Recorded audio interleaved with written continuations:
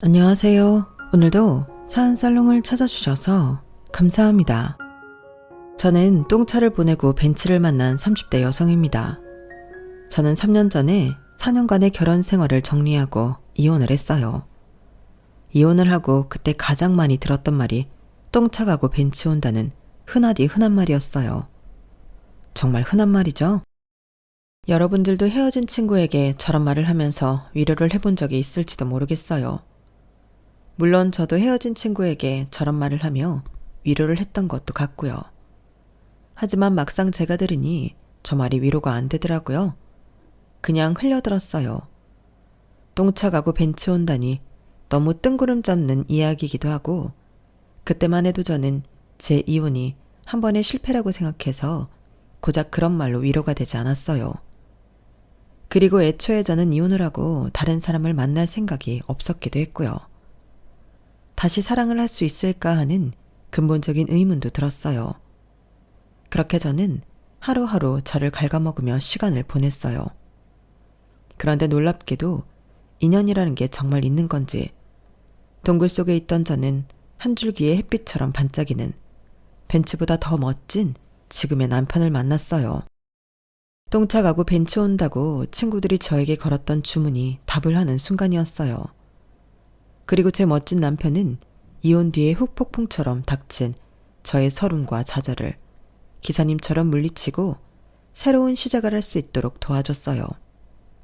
그래서 이런 멋진 남편을 자랑하고 싶어 사연을 보내요.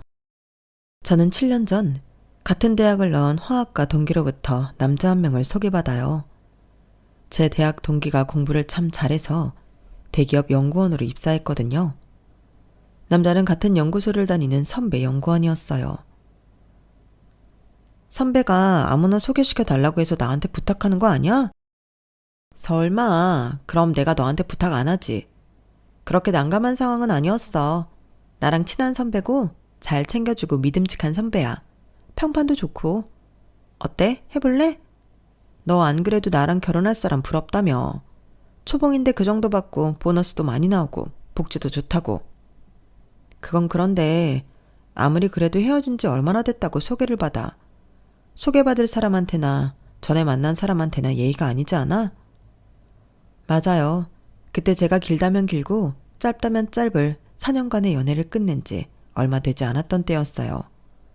몇 개월 지났을까요? 그렇지만 대학 동기가 저한테 한 말처럼 저는 대학 동기와 같은 연구한 남자친구 잘 만나서 결혼을 하는 것도 나쁘지 않을 것 같다고 생각해왔어요. 그때 저는 지금 저에게 이런 소개팅이 들어온 게 기회가 아니라고 할 수는 없었어요. 그리고 제가 그런 생각을 한다는 걸 친구가 간파했죠. 그리고 너 4년만 단 오징어 자식이랑 헤어진 이유도 결혼 때문이잖아. 그 자식은 틀려먹었어. 결혼 생각도 없는 자식이 무슨 연애를 4년씩이나 해? 더군다나 너는 결혼을 하고 싶어 하는데 그런 자식을 두고 뭐? 예의? 웃기지도 않아. 그런 거 하나하나 신경 쓰면 아무도 못 만난다? 그리고 이 선배는 그렇게 몰상식한 사람 아니야. 사실 이건 말하지 말라고 했는데 선배가 우연히 네 사진 보고 다리 좀 놔달라고 그런 거야. 아무나가 아니라 너 마음에 들어 한다고. 공부를 워낙 잘했던 애라 그런지 대학 동기는 저에게 오목조목 맞는 말만, 전국을 찌르는 말만 하더라고요. 사실 맞거든요. 4년이나 만난 남자친구는 사실 비혼주의자였고 그걸 4년 내내 속였어요. 제가 서로 결혼할 때가 되어서 언제쯤 할 생각이냐 물으니 뻔뻔하게 자기는 결혼 생각이 없다고, 앞으로도 없을 거라고 그랬죠. 그때의 배신감이란 이루어 말할 수도 없었어요. 그러니 제가 대학 동기에게 남자를 소개받지 못할 이유도 없는 것 같더라고요. 그럼 그 선배는 어떤 사람인데? 저는 결국 대학 동기에게 제가 소개받을 남자에 대해 물었어요. 그러자 신이 난 대학 동기가 이런저런 얘기를 해줬어요. 들어보기로 제가 소개받을 선배 연구원은 성실하고 재능이 있고 평판도 좋고 그래서 빠른 속도로 승진했으며 여자 보기를 돌같이 한대요. 그래서 대학 동기도 저를 소개시켜달라고 하는 선배를 보고 당황했다고 해요. 이런 사람이 아닌데 싶었다고요. 그리고 들어보기로는 집안도 좋다던데? 아버지도 그렇고 동생도 그렇고 연구원이라고 하더라고. 그 이야기를 듣고 저는 소개팅을 하기로 했고 저와 전 남편은 첫 만남부터 결혼에 대한 이야기를 했어요. 모든 이야기의 종지부는 계속 결혼이었죠. 아마 대학 동기가 저한테 말했던 것처럼 전 남편에게도 제가 결혼을 원한다는 식으로 말했겠죠. 하지만 그렇다고 불편하진 않았어요. 사실인걸요. 저는 결혼을 원했어요. 그래서 저와 전 남편은 연애하는 1년 동안 결혼 준비를 해 끝내 결혼을 했어요. 저와 전 남편은 연애 초반에 결혼 날짜부터 잡았어요. 그리고 1년 동안 결혼 준비만 했는데요. 급하지 않나요? 지금 생각해보니 너무 급했던 것 같아요. 하지만 그럴 수밖에 없었던 것이 연애를 시작하던 당시 남편은 이미 37살이었거든요. 이미 결혼 정년기는 지났죠. 그래서 발등에 불이 떨어진 것처럼 결혼을 준비한 거예요. 그리고 발등에 불 떨어진 건 전 남편뿐만이 아니었어요. 시댁도 급했죠. 저는 연구에 매진하면서 겨우 시간을 쪼개 데이트를 하러 나오는 전 남편이 안쓰러워서 자주 집에 데려다 줬거든요. 그리고 전 남편은 시댁에 살고 있었어요. 그래서 저는 자주 시부모님을 만나 뵈었는데요. 그때마다 시어머니는 제 손을 잡고 당부하듯 말했어요. 절대 40은 넘기지 말아라. 그건 남편의 나이를 말했어요.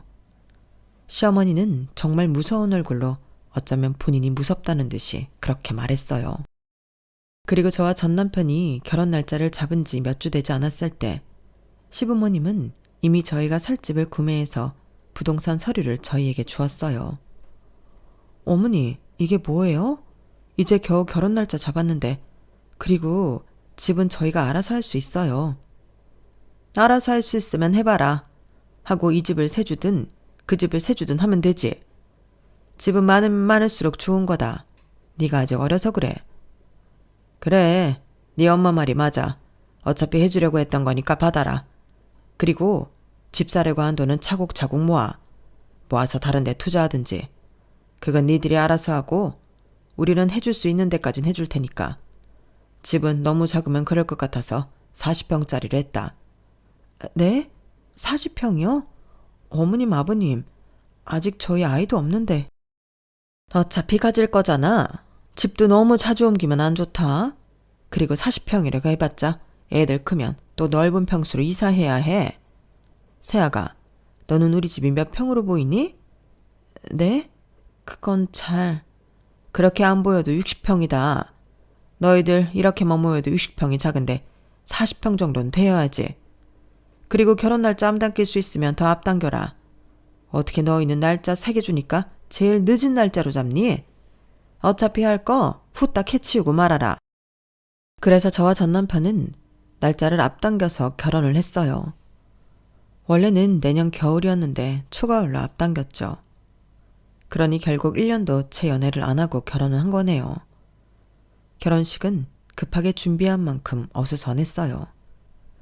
주문 제작한 시어머니의 한복에 문제가 있었고 드레스 정리가 제대로 안 돼서 제가 넘어질 뻔했고 그래서 결혼식 내내 넘어지면 어쩌지 하면서 긴장했고요.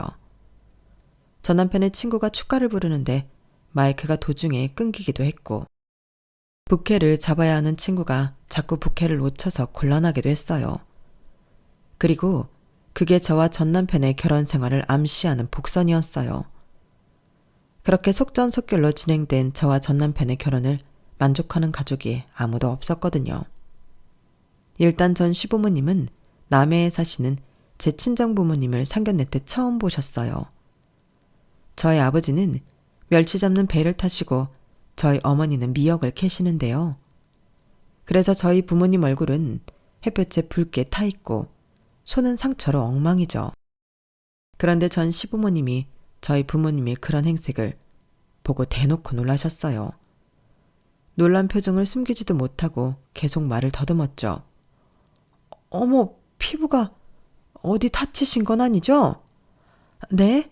아, 햇볕에 그을려서 이렇습니다. 그러시군요. 무슨 일을 하시길래? 저희 애들 아빠는 멸치 잡고 저는 미역 캡니다. 그래서 여기 저희가 멸치랑 미역 좀 가져왔는데 남해의 멸치랑 미역이 유명한 거 아시죠? 다른 데에서 가져온 거랑 맛이 차원이 다를 겁니다. 오늘 집에 가셔서 미역국이라도 끓여 드세요. 아, 네. 손이 많이 거치시네요. 아무래도 뱃일을 하고 바닷일을 하다 보니 그렇습니다. 그래도 저희는 훈장이라고 생각하고 일합니다. 하하. 훈장이요? 아, 네, 그래도 아무리 그래도 여자가 손이 저래서 되겠어요? 그러고 보니 안사도는 손이 무척 고우십니다. 누가 보면 20대 손이라고 하겠어요. 아우, 저희랑 비교하셔서 뭐예요? 이래서 시골 사람들이 다들 그렇게 죽어라 자식들 공부시키는구나 싶네요. 시어머니는 자기 손을 만지작거리며 계속 한숨을 쉬었어요. 그리고 시아버지의 표정도 그리 좋아 보이진 않았어요. 그도 그럴 것이 대학 동기의 말, 전 남편 회사에서 들리는 소문처럼 시아버지는 명망 있는 연구원으로 정년퇴임했어요. 그리고 좀 쉬시다가 한 연구소의 요청으로 재임용이 되어 후배들과 연구를 하는 중이었죠. 그리고 시어머니는 주부로 평생을 살았지만 매일 파출부가 와서 살림을 다 해주고 있죠. 그러니 뱃일 바닷일을 하는 저희 친정이 마음에 차겠어요? 아니겠죠. 당시에 저는 아니라게 생각했어요. 시부모님이 저희 결혼하라고 40평짜리 집도 해주시고 어떻게 보면 오히려 결혼을 부추긴 건 시부모님이시니까요. 그래서 저희 친정이 어떻든 상관없어 하실 줄 알았어요. 그런데 대놓고 실망하시더라고요. 그리고 그 와중에 저희 친정 아버지는 제가 사남매 중 둘째인데 사남매 모두 대학을 보냈다며 자랑을 했어요. 저희가 험한 일을 하는 건 맞습니다. 손도 이렇고 얼굴도 이렇고 참 면목이 없습니다. 하지만 악착같이 노력해서 내 놈 다 대학 보냈습니다. 첫애는 변호사예요. 둘째는 아시다시피 직장 잘 다니고 있고 셋째는 미용사입니다. 오늘 애들 엄마 머리도 그 애가 해줬어요. 막내는 지금 대학생입니다. 오늘 자리를 못한 건 군복무를 하고 있어요. 저희 부부 과분하게 키우진 않았지만 그렇다고 부족함 없이 키우지도 않았습니다. 다들 뱃일 바닷일 무시하는데 대단하지 않습니까? 이놈들 다 대학 보내서 자기 밥벌이 하고 있다는 게 제 자랑거리입니다. 아, 네, 좋으시겠어요. 그렇다고 자기 애들한테 이놈 저놈은 좀 아니지 않습니까? 교양 없이. 그리고 저희 애들은 다 박사입니다. 저희 남편도 박사고요. 저도 그 시대에 대학까지 나왔어요. 저는 영문학 전공입니다. 아직도 영문서를 읽죠. 이걸 보고 하룻강아지 법무서인 줄 모른다고 하나요? 따님께 들으셨는지 모르겠지만 저희는 애들 앞으로 집까지 사뒀습니다. 더 무슨 말이 필요하나요? 서로 자기 자랑을 그만두고 결혼 이야기나 하시죠. 그리고 나서 저희들은 다른 말 없이 저와 전 남편의 결혼에 대해서만 이야기를 하고 식사도 채 다 하지 못하고 일어났어요. 이야기하는 내내 머쓱해하는 저희 아버지를 보니 저는 마음이 무너져 내리는 것 같았어요. 그리고 그 당시는 원망도 했어요. 자식들 대학 보낸 게 뭐 그리 자랑할 일이라고 사돈 앞에서 떵떵거리려고 했는지 아버지를 이해하지 못했죠. 물론 지금은 아버지의 마음도 아버지의 노력도 충분히 이해가 되어요. 그땐 제가 너무 알량했던 것 같아요. 하지만 그땐 그랬어요. 친정 이야기만 나오면 질색하시는 시부모님 앞에서 저는 아무 말도 하지 못했어요. 친정에 가는 것도 힘들었죠. 그래서 저는 결혼 생활 중 친정에 간 적이 한 손에 꼽아요. 그리고 상황을 그렇게 만든 건 제 전남편의 탓도 컸어요. 제 전남편도 자기 처가를 무시했어요. 사실 시부모님은 제 친정에 가지 않아도 되지만 전남편은 자기 처가니까 가야 하잖아요. 그런데 시부모님이 가지 말라고 했다고 정말 안 가기도 했고 가더라도 자꾸 저한테 시비를 걸었어요. 가기 싫다고 노래를 불렀죠. 뭐가 그렇게 싫은데? 대체 이유가 뭐야? 당신도 우리 부모님이 뱃일하고 바닷일해서 싫다는 거야? 하나씩 말해줘. 일단 나는 너희 집 식구가 너무 많아서 싫어. 도대체 몇 명이야? 장인어른, 장모님, 큰형님 애들까지 합쳐서 10명이나 된다고. 그 사람들이 한마디씩만 한다고 해봐. 벌써 10마디야. 그리고 너희 식구가 한마디만 해? 한 명이 10마디씩 하는데 그럼 내 머리가 안 아프고 배겨? 그리고 너희 조카들은 왜 그렇게 난해? 여기저기 뛰어다니고 둘 다 딸인데 전력 질주하듯이 집안을 돌아다녀. 아직 5살밖에 안 됐으니까 그렇지. 5살에 3살이면 원래 그렇게 뛰어다녀. 이래놓고 어떻게 애 아빠가 되려고 그래? 그러게나 말이다. 니네 집 유전자면 우리 애도 100% 그럴 건데 참 맘날이 캄캄하다 캄캄해. 그리고 두 번째, 내가 니네 집에 가기 싫은 이유는 그 비린내가 너무 싫어. 아무리 바닷일 한다고 비린내가 그렇게 심하게 나냐? 그리고 바닷일하면 생선이나 해조류 같은 건 지겨운 거 아니야? 왜 그렇게 갈 때마다 나오지? 공짜로 받아오는 거라서 그런가? 공짜로 받아오는 거면 어쩔 건데? 뭐 어쩌자는 건 아니고.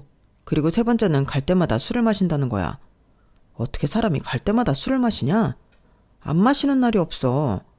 뭐만 하면 다 안 주니까 마셔야 된다. 내가 봤을 때 장인어른 이미 알코올 중독 수준이야. 장인어른만 그래? 형님도 처제도 처남도 마찬가지야. 그러니까 처제 남편이 맨날 애들 데리고 집에 가려고 하잖아. 처제 남편이 아니라 동서. 그리고 술은 자기도 좋아하잖아. 반주하고. 이거랑 그거랑 같아? 판단이 안 돼? 그리고 가르치려고 들지 마. 고작 대졸 주제. 아 그래. 나는 장인어른이 니네 대학 보냈다고 유세 부리는 것도 싫어. 아니 요새 대학 안 보내는 부모가 어딨냐? 그게 뭐라고. 그게 뭔데 유세를 부려. 그럼 나랑 시훈이 다 박사까지 따게 한 우리 엄마 아빠는. 하룻강아지 법무서운 줄 모른다는 말이 딱 맞아. 그때 얼마나 웃겼는 줄 알아? 지금도 생각하면 웃겨 죽겠다. 매번 친정에 갈 때마다 전 남편은 똑같은 레파토리로 제 친정을 비난했고 저는 지겨웠어요. 그리고 저 또한 전 남편과의 결혼 생활에 만족하지 못했죠. 전 남편은 결혼 전만 해도 아무 말을 하지 않다가 결혼을 하고 나니 제게 일을 그만둘 것을 요구했어요. 전에는 그런 말 없었잖아. 갑자기 왜 그래? 갑자기라니. 내가 누누이 말했잖아. 나는 아내가 집에 있는 게 좋아. 집에서 살림하고 밥 차리고 나중에 애 낳으면 애 키우고 우리 애 가질 거잖아. 나는 딱 싫은 게 임신 중일 때 일하는 거야. 그리고 애 낳고 복직하는 거 그거 자기 학대 같지 않아? 그리고 주변 사람들한테도 피해야. 왜 나뿐만 아니라 주변 사람들을 안절부절하게 만드는데? 그게 무슨 말이야. 나를 위한다는 거야 아닌 거야? 널 위하는 거지. 너만 위하는 건 아니지만. 아무튼 그러니까 사직서 내. 네가 사직서 낸다고 아쉬워할 사람 없어. 다들 예상했을걸? 너 결혼식 왔을 때부터. 그리고 네가 그만둔다고 우리 생활 달라지는 것도 없어. 네 월급 그거 얼마나 됐다고. 안 그래? 그리고 전 남편은 시부모님에게도 이야기를 했는데 제가 아이를 가져야 하는데 일을 그만두지 않는다는 식으로 말했어요. 그래서 시어머니의 특단의 조치가 있었어요. 시어머니는 제가 출근하는 시간에 저희 집을 찾아와 함께 회사까지 가자고 했어요. 무슨 일 있으세요? 네가 네 발로 사직서를 내든지 내가 너 대신 사직서를 내든지 하자. 그런 말을 하시는 거예요. 결국 시어머니는 제가 사직서를 쓰고 내려올 때까지 차에서 기다리고 있었어요. 그리고 제가 사직서를 쓰고 내려오자 시어머니가 자주 가는 카페에 가서 팬케이크를 사주셨어. 너무 열낼 것도 없어. 어차피 아이 가지면 일은 그만두게 되어 있다. 그리고 일이야 나중에 애 좀 키워서 네가 정하고 싶으면 하면 되는 거야. 물론 그럴 일은 없겠지만 그래도 우리 아들은 너한테 돈 주면서 그만두라고 하잖니? 다른 남편들은 안 그런다? 그것도 맞는 말이었어요. 전 남편은 제게 매달 꼬박꼬박 300만 원씩 보냈거든요. 그렇게 저는 예상하지도 못하게 일을 그만두었고 집에서 살림을 했어요. 물론 살림만 한 건 아니었죠. 일을 그만두고 저는 마치 시어머니의 종이 된 기분이었어요. 처음에 시어머니는 남편이 출근하고 난 뒤인 오전 10시만 되면 저에게 전화를 해서 시댁에 오도록 했어요. 그리고 매일 시댁에 오던 아줌마에게 살림을 배우도록 했어요. 가끔 너희 집에 가면 살림이 엉망이더라. 누가 오기라도 하면 어쩌려고 그러니? 그 집안 꼴을 보였다간 집안 망신이다 망신. 그러니까 이모한테 잘 배워놔. 배워서 나쁠 거 하나 없어. 너도 이제 제대로 살림해야지. 안 그러니? 돈도 받는데 그 정도는 해야지. 그래요. 처음엔 시어머니의 말이 틀린 말은 아니라고 생각했어요. 300만 원이나 받는데 그게 쉬운 일인가요? 저도 가정의 일원이니 노력을 해야 한다고 생각했어요. 그리고 저희 어머니가 제게 살림을 가르친 적이 없거든요. 대학에 가라고, 대학 가면 일할 건데 뭐하러 그런 일을 하냐고 가르치질 않았어요. 그래서 저는 이왕 이렇게 된 거 제대로 해보자 싶어서 아줌마에게 살림을 배웠어요. 그리고 저희 집을 배운 대로 깔끔하게 유지했죠. 그런데 시어머니가 돌연 아줌마를 끄는 거예요. 더 이상 아줌마가 오지 않는다고 제게 말했어요. 그러니까 이제 앞으로 10시가 되면 우리 집에 와서 아줌마한테 배운 대로 하면 돼. 다 하면 집으로 가도 좋아. 저녁은 꼭 우리랑 안 먹어도 된다. 네? 그럼 저희 집은 언제 해요? 너희 집은 네가 알아서 해야지. 다 하게 되어 있어. 네가 부지런하면 안 될 게 뭐가 있니? 그 정도 받는 게 뭐 쉬운 줄 알아? 누가 집에서 놀라고 300씩 주니? 그것도 용돈으로 말이야. 부지런히 운동한다고 생각해. 알겠지? 그 300만 원이 뭐라고. 저는 한동안 시댁에 가서 아줌마가 하듯이 청소하고 밥하고 빨래하고 했어요. 그리고 은근히 전 남편이 이런 상황을 알고 시어머니에게 뭐라고 한 소리 해주길 바랐어요. 그런데 전 남편은 그걸 알고도 별 말을 안 하더군요. 그리고 가끔 시어머니가 제게 운전을 요구할 때가 있었어요. 어떤 모임에 간다, 장을 보러 가자, 은행에 가자. 이런 사소한 일들로 말이에요. 그럴 때 저는 그것마저 하기 싫어서 뭐 하느라 바쁘다고 핑계를 댔어요. 어머님, 이제 곧 세탁기가 다 돌아가서요. 건조기에 금방 넣어야지. 안 그러면 구겨지잖아요. 제가 택시비 드릴 테니까 택시 타고 다녀오세요. 내가 택시비 없어서 그러는 줄 아니? 이럴 때 운전할 줄 아는 네가 날 도우면 좀 좋아? 얘는 센스가 없어. 늘 그런 식으로 구렁이 담 넘어가듯이 상황을 모면하곤 했어요. 그런데 시어머니가 제가 그러는 걸 전 남편에게 고자질을 했죠. 너 엄마가 어디 태워다 달라고 하는 거 싫다고 그런다며. 엄마가 택시 타는 거 어려워해. 불편해 하신다고. 왜? 뭐가 불편하시다는데?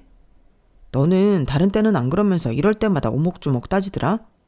이유가 어떻든 불편하다고 하면 며느리로서 그렇게 해줄 수 있는 거 아니야? 며느리로서? 이 집은 무슨 며느리로서 해줘야 하는 게 그렇게 많아? 청소도 해줘야 해, 밥도 해줘야 해, 빨래도 해줘야 해. 온종일 시어머니 비위 맞춰야 해. 그런데 나보고 운전기사도 하라고? 아니, 애초에 나보고 살림 배우라고 해놓고서 아줌마가 자른 건 뭐야? 내가 아줌마라는 거야? 봐, 이거 봐. 오목조목 따지기나 하지. 내가 너 300만 원이나 쥐어주면서 놀라고만 했는 줄 알아? 그 돈이면 우리 집뿐 아니라 시댁 살림도 해줄 수 있는 돈 아니야? 그리고 어머니 덕분에 살림도 배웠다며. 그럼 공짜로 배웠으니까 시댁에 일 좀 도와줄 수 있는 거 아니야? 또. 너도 해봐서 알잖아. 300만 원 벌기가 좀 어려워. 너는 왜 감사함이라는 게 없니? 네가 최소한 나한테 고마웠다면 자연스럽게 시댁에 잘해야 하는 거 아니야? 그놈의 300만 원. 나도 내가 300만 원 벌어서 쓰는 게 좋아. 이런 식이면 더더욱 나도 내가 벌어서 쓰는 게 마음 편해. 누가 나보고 일 그만두라고 했는데 너랑 네 부모님 아니야? 그런데 내가 왜 당연히 시댁에 일을 도와야 하는데? 300만 원? 그거 나한테는 위로금도 못 돼. 내가 어떻게 해서 그 직장을 구했는데, 우리 어머니가 어떻게 해서 나를 대학 보냈는데, 내가 고작 이런 일을 하려고 대학 가서 직장 구한 게 아니라고. 300만 원? 그깟 300만 원 내가 안 받고 말아. 그리고 나 다시는 시댁에서 그 짓거리 안 할 거야. 어머님이 뭐라고 하면 오빠가 해. 당신이라고. 알겠어? 아, 정말 너 안 되겠다. 승질이 저렇게 더러우니까 애가 안 생기지. 무슨 노력을 하면 뭐하니? 삼신할매가 너보고 도망가는데. 뭐? 너 말 다 했어? 그게 왜 나 때문이야? 솔직히 다 터놓고 말해서 관계 안 한 건 너잖아. 매일 야근. 협조하지 않은 건 너인데 왜 내가 그런 말을 드려야 해? 그럼 너한테 주는 300만 원이 하늘에서 뚝 떨어지는 줄 알았어? 계속 300만 원 할 거야? 우리 엄마도 너 걱정하더라. 애가 저렇게 재고 부정적이어서야 애가 들어서겠냐고. 애가 오려다가도 놀라서 도망가겠다고 그러던데? 하, 그래서 애가 안 들어서는 것도 내 탓이라고? 아주 시계 안 돌아가는 것도 내 탓이라고 하지? 저와 전 남편은 그 일로 한동안 서로에게 말도 안 붙였어요. 저는 깊은 상처를 받았어요.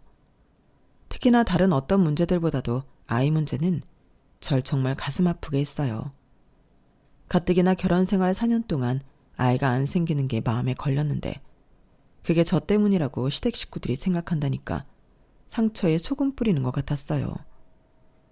전 남편과 대화를 하지 않는 동안 남편의 말은 족쇄처럼 저를 따라다녔어요. 정말 괴로웠어요. 옆에서 자는 남편을 보며 한숨을 쉬고 소파로 가기를 며칠 동안 반복했죠.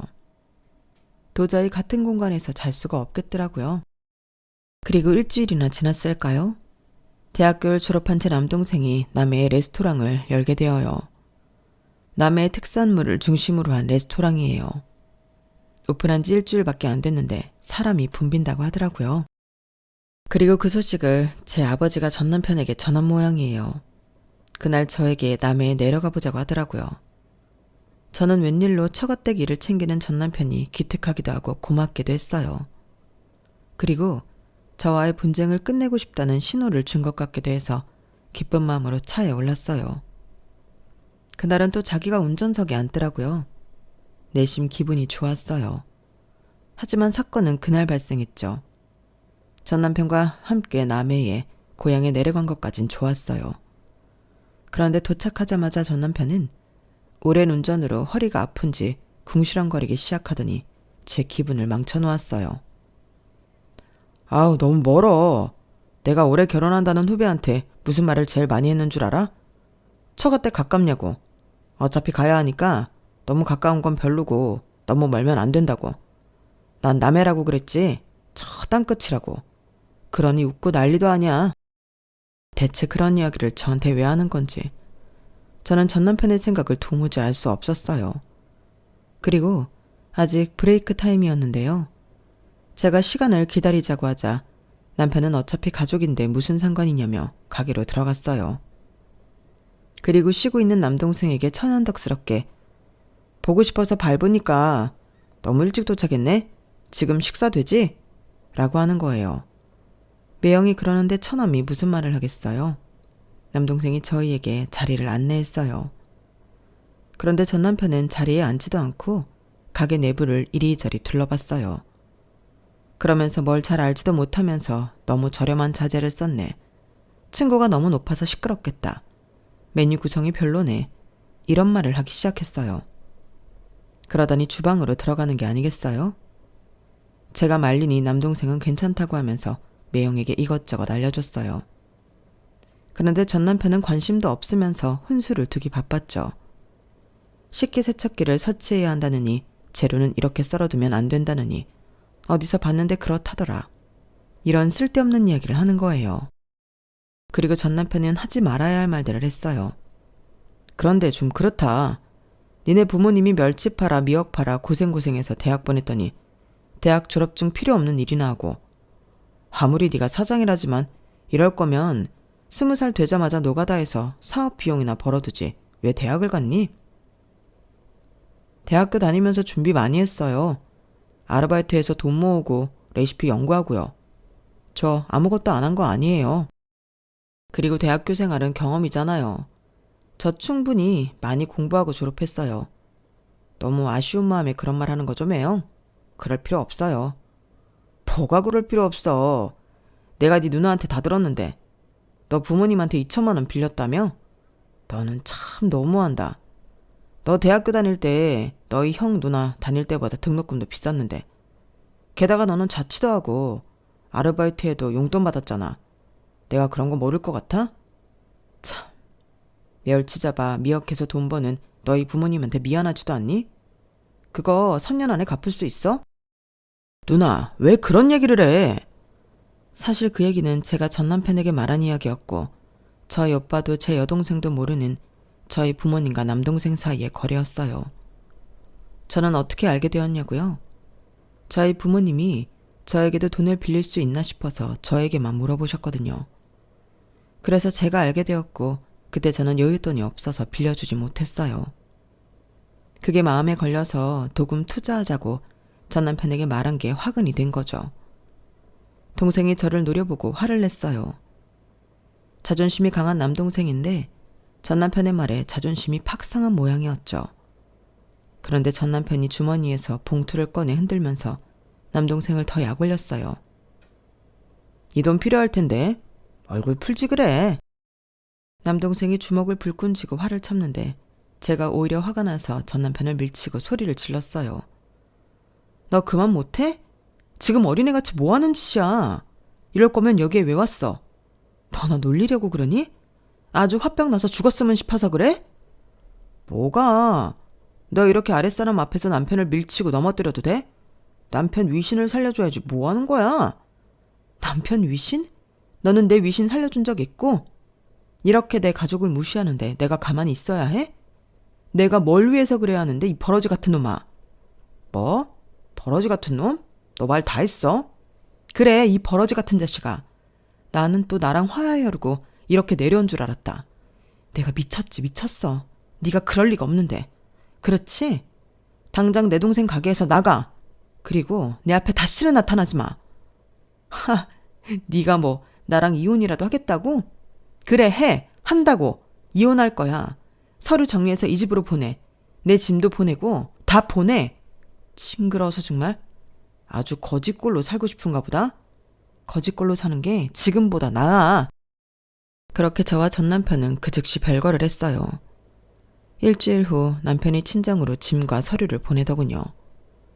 저는 서류를 작성해서 다시 남편에게 보냈고 4년의 결혼 생활을 마무리했어요. 그리고 전 남해에 잠시 쉬다가 재취업을 하기 위해 다시 올라갔어요. 친구의 집에서 지냈어요. 그러면서 여러 군데 이력서를 넣었죠. 하지만 전 남편의 저주처럼 번번이 떨어졌어요.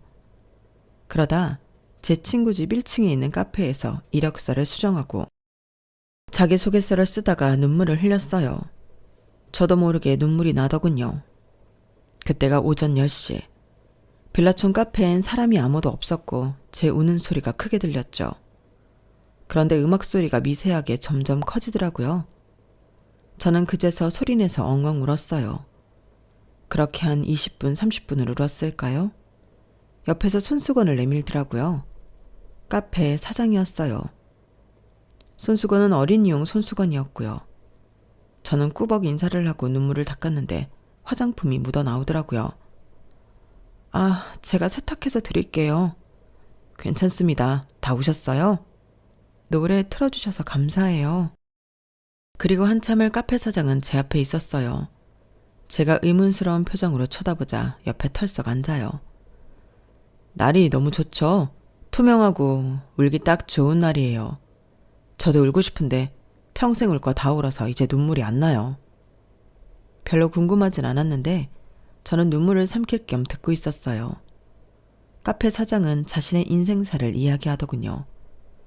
왜 우시는 건지 잘 모르겠지만 제가 울었던 이유는 사랑 때문이에요. 웃기죠? 이 얼굴에 사랑 때문에 울었다니. 그런데 사람마다 실밥 같은 사랑 하나쯤은 있잖아요. 저는 대학교 캠퍼스 커플이었어요. 7년 정도 장기 연애를 하고 아이가 생겨서 결혼을 했죠. 그런데 아이가 돌도 지나지 않아서 와이프가 직장 상사랑 바람이 났어요. 놀랍죠? 7년 동안 그런 일이 없었는데. 결혼한 지 1년도 되지 않아 그런 일이 생겼어요. 그런데 이미 깨진 신뢰는 회복할 수 없더라고요. 그건 이미 망한 관계니까요. 그래서 미련 없이 이혼했어요. 그런데 웃긴 게 이혼을 하고 반년 뒤에 전 와이프가 저를 찾아왔어요. 다시 합치자고요. 눈물이 점점 말라가더라고요. 그리고 저는 이내 카페 사장의 말에 집중해 반응을 보였어요. 왜요? 바람 피워놓고서 왜? 그러게요. 친구에게 들어보니까 그 상사가 유부남이래요. 그쪽도 정리를 안 하니 불안했겠죠? 어머, 어떻게 그런 일이 있어요? 사실 저만 있으면 별로 문제가 안 되는데 아이가 있어서 결국엔 접근 금지 내리고 살고 있어요. 언제 찾아올지 모른다는 불안감 늘 있고요. 하루 종일 할 수 있으면 아이를 끼고 살아요. 저기 보이죠? 카페 사장이 손가락으로 가리킨 곳에는 작은 방이 있었어요. 저 방이 우리 유미 방이에요. 우리 유미는 5살, 사과를 닮은 아이랍니다. 저는 손수건으로 얼굴을 가리고 웃었어요. 그리고 답장하듯 저도 제 이야기를 했어요. 제 이야기를 듣더니 카페 사장은 몹시 화를 내며 시대착오적인 시댁이라는 표현을 썼어요. 요새도 그런 사람들이 있냐고요. 이제 슬슬 돈도 떨어지고 다시 내려가야 할 것 같아요. 제가 이렇게 말하자 카페 사장은 여기서 일을 하라고 했어요. 아르바이트생으로 써주겠다고요. 저는 마다할 이유가 없었어요. 친구의 집이 있는 건물 1층이라 오고 가기 용이하다는 게 특히나 좋았죠. 그래서 저는 카페에서 일을 하기 시작했고 사장과 연애를 하게 되었어요. 쉬운 결정은 아니었어요. 사연 있는 애딸린 돌싱남과의 연애였으니까요. 물론 사람이 좋다는 건 겪어보니 확신이 섰어요. 정말 좋은 사람이었어요. 다정하고 성실하고 섬세하고 뭐 하나 흉볼 게 없는 사람이었죠. 그리고 그건 친구도 인정했어요. 그래, 좋은 사람인 건 나도 알아. 너보다도 먼저 그 카페에 다니고 오고 가며 봤으니까. 하지만 애 아빠야. 갓난쟁이도 아니고 5살 딸을 가진 아빠라고. 너 감당할 수 있겠어? 아니, 니네 부모님 설득할 수는 있겠어? 지금 당장 결혼하겠다는 것도 아니고 연애하겠다는 건데 부모님 이야기까지 나와야 해? 너무 앞서 나가지 마. 너 안일하게 생각하지 마. 이건 단순한 연애가 아니야. 아이가 있기 때문에 그럴 수가 없어. 마음 단단히 먹고 결정할 일이야. 저도 모르지 않았지만 친구가 그렇게 말하니 다시 한번 이 관계를 곱씹게 되더라고요. 그리고 친구의 예상과 다르게 저는 이 연애를 어쩌면 결혼을 이끌고 가야겠다는 결론을 내렸어요. 왜냐하면 이상하게 사장의 딸 유미가 마음에 걸리더라고요. 제가 카페에서 일을 하면서 유미와 부쩍 친해졌거든요. 사장이 시키진 않았어요. 제가 하고 싶어서 유미의 끼니나 간식을 챙겨주고 숙제를 봐주고 그랬어요. 손님이 없을 땐 골목에서 뛰어놀기도 하고요. 그러다 유미와 약속을 하고 일을 하지 않을 때나 카페가 쉴 때 놀이터에서 만나거나 키즈카페에 데려가기도 했어요. 둘이서요. 유미가 저를 이모라고 부르지 않으면 모두 제 딸이냐고 했어요. 그래서 은근히 유미가 저를 부르지 않는다는 것도 알았고요. 평소에는 이모 하면서 저를 자주 부르던 애가 말이에요. 그런 모습을 보면 좀 짠하고 그랬죠. 하지만 불쌍하진 않았어요. 유미가 불쌍하다기보다는 왠지 모르게 그럴수록 제가 더 해주고 싶다는 생각이 들었던 것 같아요. 무슨 기분이었는지 설명이 잘 안 되네요. 그리고 저는 그 가족의 분위기가 부러웠어요. 사장과 유미는 제일 꼭대기층에 살아요. 그리고 옆집이 사장의 부모님 댁이죠. 그들은 자주 함께 모여 외식을 하고 카페에 내려와 담소를 나누는데 그 모습이 너무 단란해 보였어요. 사장의 말로는 사장이 급하게 결혼을 하고 이혼을 할 때까진 따로 살 만큼 사이가 원만하지 않았대요. 그러다 사장이 이혼을 하고 세 사람이 합심해서 유미를 키우면서 다시 사이가 좋아졌다고 해요. 그들을 보면 정말 유미가 세 사람을 똘똘 뭉치게 하고 있다는 게 느껴져요. 모두 유미를 보고 있고 모두 유미를 챙기고 사랑하면서 가족의 정을 마르지 않는 샘물처럼 흘러 내놓고 있었죠. 저는 이전에 결혼을 실패해서 그런지 그런 모습이 너무 예뻐 보였어요. 솔직히 말하면 저도 그 가족의 일원이 되고 싶다는 생각을 했던 것 같아요. 그냥 물 흐르듯 그런 생각을 했어요. 그렇게 저는 카페 사장, 지금의 남편과 연애를 시작했고 2년 정도 연애를 한 뒤에 결혼을 했어요. 결혼을 한 뒤에 저는 친구의 집에서 나와 4층으로 남편의 집으로 들어갔어요. 평수가 좁은 편이 아니어서 셋이 살기에 적당했어요. 그리고 저는 결혼을 해서도 카페에서 일을 했어요. 남편이 카페를 전적으로 저에게 맡겼거든요. 그리고 남편은 저와 연애할 때 오픈한 이자카야에 집중했어요. 이자카야는 카페 옆에 있었고 저는 카페 마감을 한 뒤에 남편에게 가서 일을 돕거나 유미와 단둘이 시간을 보내거나 했어요. 모든 일이 이상무였어요. 문제될 게 하나도 없었죠. 특히나 저는 시댁에 참 만족을 했어요. 저는 너무나도 단란한 가족 사이에서 제가 방해가 되지 않을까, 혹은 전처럼 시댁이 저를 옥죄이지 않을까 걱정했거든요. 그런데 둘 다 아니었어요. 시댁은 저를 두 팔 벌려 반겼고 저의 존재에 감사했으며 오히려 결혼을 하니 좀 더 거리를 두시더라고요. 결혼 전에는 서로 현관문을 열고 드나드는 것 같더니 결혼하고 나서는 옆집인데도 전화를 미리 주시고 문 앞에 서 계세요. 그리고 진지하게 이사를 고민하시길래 웃으며 그러지 않아도 된다고 제가 말했죠. 그런 식의 배려가 처음이다 보니 낯설기도 했지만 감사했어요. 저는 결혼을 2번이나 하는 것이어서 이번에는 정말 잘하고 싶었어요. 그런데 주변에서 이렇게 도와주니 참 고마웠죠. 걱정하던 친구들도 제가 잘 사니 안심하는 것 같았고요. 그런데 어느 날 제 치부가 가게로 들어오더라고요. 빌라촌이라 전 남편이 방문할 거란 생각을 일절도 하지 않았어요. 전 남편도 제가 여기에 있을 줄은 몰랐는지 무척 놀라는 표정을 짓더니 동료들 보고 자리에 앉아 있으라고 하더군요. 저를 아는 동료들도 있었어요. 휴대폰으로 서로 메시지를 보내며 낄낄거리더군요. 정말 기분이 나빴어요. 무슨 일이야? 카페에 커피 마시러 왔지. 여기서 일하나 봐? 안 보이나 했더니 꼭꼭 숨어 있었네. 그리고 저를 아래 위로 기분 나쁘게 훑어보더군요. 내가 그랬지. 이혼하면 너 거지꼴 된다고. 봐, 이게 뭐야? 후회하지? 매달 그냥 받던 300만 원 일해서 받으려니까 죽겠지? 아니, 300만 원은 받나? 그때 쇼케이스에 다리를 손보느라 밑에 앉아있던 남편이 일어났어요. 주문 안 받아요? 아, 네, 주문하시겠어요? 뭐야 저 사람은? 사장이야? 일하는 분위기 한번 죽여준다. 여기서 제일 만들기 어려운 거 4잔 줘. 남편이 주문을 듣고 아이스 아메리카노 4잔을 뽑았어요. 그리고 앞에서 기다리는 전 남편에게 툭 놓았죠. 건물주 와이프한테 꼴랑 300만 원 가지고 유세 부리지 말고 이거 들고 썩 꺼져.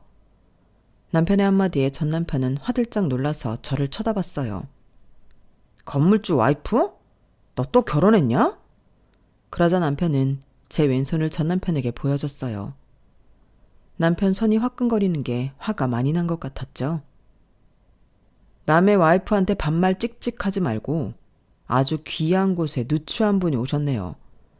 썩 꺼졌으면 좋겠지만 몇 마디 듣고 나가세요.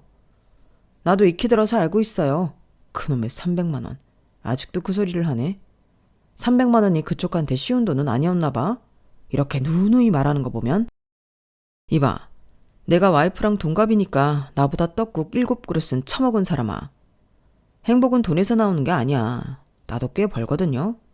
이 건물 내 건물이라 월세 다 받고 있고 카페 수익, 이자카야 수익 다 치면 당신 월급보다 몇 배는 많아. 그래서 내가 아는데 행복은 돈에서 오는 게 아니에요. 그러니까 자기 사람 하나 행복하게 해주지 못한 주제에 그깟 300만 원 가지고 사람 우습게 만들지 마세요. 그리고 처가 식구들이 당신을 참 미워합디다. 그 덕에 제가 무지하게 예쁨 받습니다. 감사하네요. 그리고 남자가 쫌생이같이 왜 일을 그만두게 합니까? 부부여도 자기 인생이 있는 겁니다. 이래라 저래라 할 권리가 없단 말입니다. 박사까지 해서 배우신 분이 그거 하나 모르면 되겠어요? 아, 말해두는데 난 고졸입니다. 고졸한테 이런 소리 들어서 분이 상하겠어요? 다시 볼 사이가 아니라서 더 하고 싶은 말이 많지만 임산부 앞에서 나쁜 이야기해서 좋을 거 없잖아요? 임산부? 나 임신했어? 남의 와이프한테 너너하지 말고요. 썩 꺼지세요. 태교에 안 좋습니다. 자기 정자 늙은 건 생각도 안 하고. 전 남편은 눈빛이 흔들리더니 주랭랑을 쳤어요. 그리고 남편은 제게 캐모마일을 한 잔 타주면서 안정을 취하게 했죠. 남편이 말한 건 다 사실이에요. 알고 보니 이 건물은 남편 건물이었고 남편은 전 남편보다 많이 벌면서 저를 윤택하게 만들어줬어요. 그리고 저는 결혼한 지 얼마 되지 않아 자연 임신을 해 이제 16주에 접어들었어요.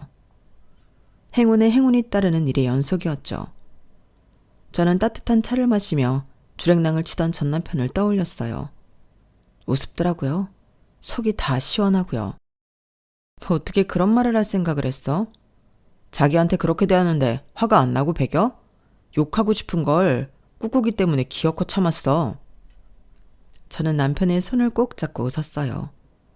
앞으로 제 앞날엔 밝은 빛만 가득할 것 같아요. 제 사연은 여기서 끝입니다. 여러분들에게 지금 똥차가 길을 들이막고 있다면 길을 터주세요. 가게 두세요. 그러면 언젠가 그 다음엔 멋진 벤츠가 나타날 테니까요. 저도 그랬으니 여러분들도 반드시 그럴 거예요. 행운을 빕니다. 여러분, 사연 댓글에 응원과 현명한 조언 부탁드려요. 좋아요와 구독은 저에게 큰 힘이 됩니다. 오늘도 좋은 일 가득하세요.